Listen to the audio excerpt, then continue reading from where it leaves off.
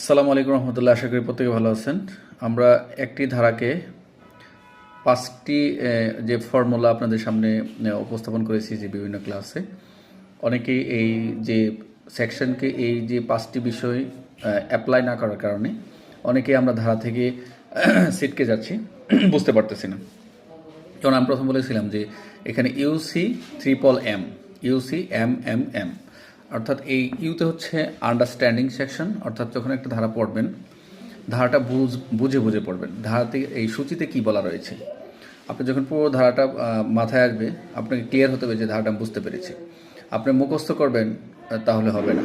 যেই ধারাটাই পড়েন, পুলিশ আইন পড়েন, প্যানাল কোড পড়েন, সাক্ষ্য আইনে পড়েন, যে কোনো ধারা এনি সেকশন যখন আপনি মুখস্থ করবেন বা আপনি পড়বেন, এই খেয়াল রাখতে হবে যে আমি ধারাটি বুঝতে পেরেছি না, এই জন্য বলেছি আন্ডারস্ট্যান্ডিং সেকশন।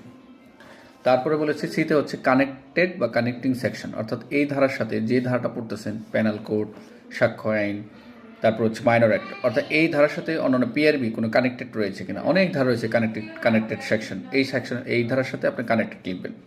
তাহলে সিতে হচ্ছে কানেক্টিং সেকশন, যদি সম্ভব হয় যে কানেক্টেড যায় সেই ধারাটাই লিখবেন, অন্য কোনো ধারা লেখা যাবে না। যদি একটা ধারার সাথে অন্য একটা কানেক্টেড আসে অটোমেটিকলি সেটা লিখে দেবেন, সমস্যা নেই। তারপর হচ্ছে ট্রিপল এম, এমটা কি?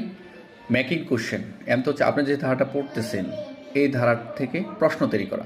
আপনি যে কোনো কোশ্চেন পড়লেন, মানে যৌতুকের 11 ধারা পড়লেন, 11 ধারা থেকে যৌতুক কী, যৌতুককে কীভাবে, যৌতুকের জন্য দায়ী কারা, কারা সহযোগের জন্য দায়ী, এবং এই যৌতুকের জন্য শাস্তির কী কী বিধান রয়েছে, এরকম মেকিং কোশ্চেন, প্রশ্ন তৈরি করা। আরেকটি বিষয় হচ্ছে যে মেকিং এক্সাম্পল। আপনি যে ধারাটা পড়তেছেন একটা সেকশন থেকে খেয়াল রাখতে হবে এই ধারাটার উদাহরণ কী হতে পারে।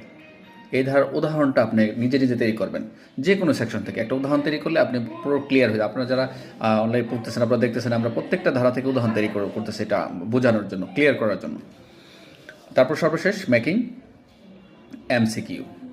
তাহলে আমরা মেকিং কোশ্চেন দেখলাম, মেকিং এক্সাম্পল দেখলাম, এখন হচ্ছে সর্বশেষ যেটা অ্যাপ্লাই করবেন সেটা মেকিং এমসিকিউ। আপনারা যখন আমরা ক্লাসটা করেন, যখন আমরা প্রথম understanding section, connecting section, making question, making example যখন শেষ হয়ে যায়, তখন দেখা যায় সর্বশেষ আমরা এমসিকিউ, ওই ধারা থেকে কী কী এমসিকিউ হতে পারে সেগুলো কিন্তু আপনাদের আলোচনা করি। তো আপনারা খেয়াল রাখবেন এই যে ইউসি ট্রিপল এম যে ফর্মুলাটা রয়েছে, এটা প্রত্যেকটা ধারায় আপনি অ্যাপ্লাই করবেন। যদি অ্যাপ্লাই করতে পারেন দেখবেন আপনার কোনো টিচার টিউটর কোনো কিছু লাগবে না, আপনি নিজে নিজে স্টাডি করতে পারবেন। তো যাই হোক, আপনারা এই ইউসি ট্রিপল এমটা একটু বেশি বেশি প্র্যাকটিস করবেন, প্রত্যেকটা ধারার সাথে অ্যাপ্লাই করবেন, এবং সকলের জন্য শুভকামনা রইল। আজকে এই পর্যন্তই, প্রত্যেকে ভালো থাকবেন। আসসালামু আলাইকুম।